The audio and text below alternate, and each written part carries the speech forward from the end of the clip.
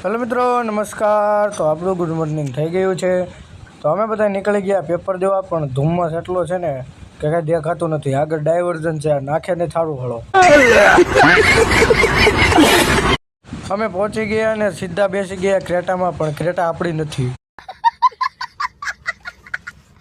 અમે ઘર તરફ જતા હતા અને રસ્તામાં જોવા મળી ગયું ગજબનું એક્સિડન્ટ। અમે પેપરને હલકામાં લઈ લીધું, પણ એટલું હલકું હતું નહીં, હાળાએ ભીંગો પાડી દીધો પેપરે તો। બપોરના વાગી ગયા 3 અને ગામમાં બેઠી હતી સપ્તાહ, તો અમે સપ્તાહ સાંભળવા વયા ગયા। અમે નીચેથી ઊભા થઈને ઉપર બેસી ગયા, કારણ કે ઓળખાણ બહુ મોટી રહી ને આપણી। भाई साहब कुछ ज्यादा नहीं हो गया, मतलब कुछ भी।